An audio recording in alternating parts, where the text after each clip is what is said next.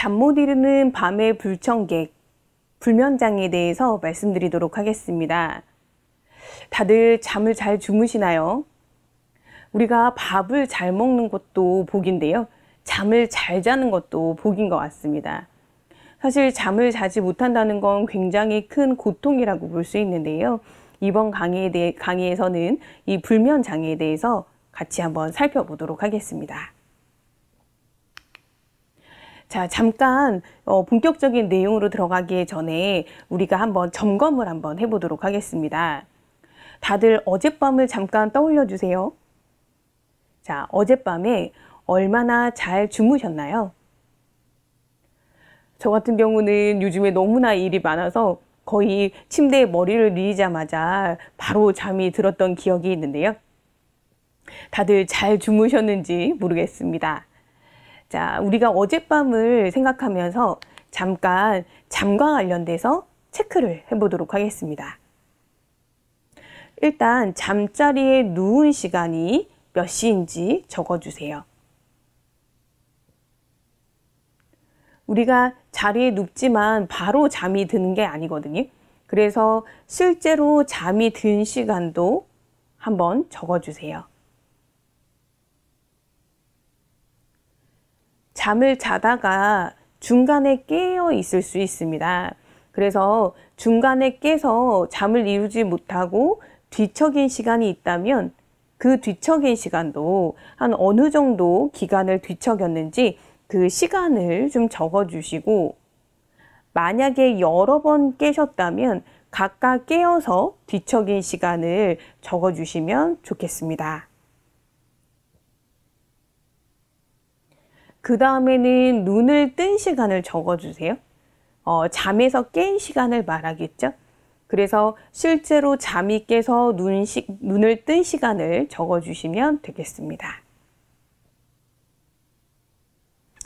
잠에서 깼다고 바로 잠자리에서 일어나진 않죠. 그래서 실제로 잠자리에서 일어난 시간도 구분해서 적어주시면 좋겠습니다. 자, 그러면 다 작성을 하셨나요? 그러면 우리가 수면 효율성이라는 것을 한번 계산해 보도록 하겠습니다. 수면 효율성이란 자려고 자리에 누워있는 시간 중에서 실제로 잠을 잔 시간의 비율을 말합니다. 아마도 기억을 떠올려 보시면 내가 잠자리에 누웠다고 해서 실제로 잠을 자는 것과는 다르다는 걸 알 수 있는데요. 그래서 우리가 수면 효율성이라고 하는 개념을 통해서 내가 잠을 자려고 누워있는 시간 중에서 실제로 잠을 잔 시간의 비율을 따져보면서 수면의 질을 점검해 보는 것이 필요합니다. 그래서 수면 효율성을 계산하게 되면 만약에 그 기준을 좀 말씀을 드리면, 수면 효율성이 85%가 되지 않으면 수면 효율성이 나쁘고 수면의 질이 좋지 않은 것으로 판단할 수 있습니다. 그래서 수면 효율성의 기준이 85%라는 것을 잠깐 기억해 두시면 좋겠습니다. 그리고 각자 이제 어젯밤에 우리가 다양한 시간을 체크를 했는데요. 실제로 어젯밤에 잠을 잔 시간을 가지고 수면 효율성을 한번 계산해 보시면 좋겠습니다. 자, 예를 한번 들어드려 보도록 하겠습니다. 어떤 사람이 자리에 누운 시간이 밤 10시입니다. 그러니까 잠자리에 들어간 시간이 밤 10시에 해당하겠죠. 그리고 실제로 잠이 든 시간은 새벽 1시입니다. 그리고 이 사람은 중간에 2번 정도 잠에서 깼는데요. 한 번은 잠에서 깨서 10분 정도를 뒤척였고, 또 한 번은 25분 정도를 뒤척였습니다. 자, 눈을 떠서 잠에서 깬 시간은 아침 6시입니다. 그리고 실제 잠자리에서 일어난 시간은 아침 7시입니다. 자, 그러면 수면 효율성을 계산하기 위해서 잠자리에 누워 있었던 시간을 한번 계산해 보도록 하겠습니다. 아까 잠자리에 누운 시간은 밤 10시였고요. 실제로 자리에서 일어난 시간은 아침 7시였습니다. 그러면 잠을 자기 위해서 누워 있었던 시간은 총 9시간이라고 볼 수 있겠습니다. 그러면 실제로 잠을 잔 시간을 한번 계산해 보도록 하겠습니다. 자, 이 사람 같은 경우는 자리에는 10시에 누웠지만 실제로 잠이 든 시간은 새벽 1시이기 때문에 3시간가량을 제대로 잠을 못 잔 거죠.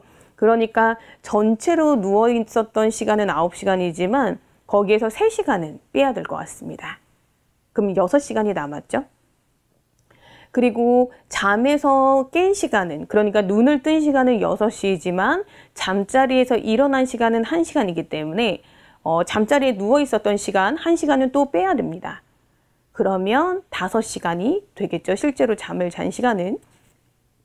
그러면 이제 5시간 동안 잠을 잤지만 중간에 깨서 뒤척인 시간이 10분, 그리고 25분, 총 35분에 해당합니다.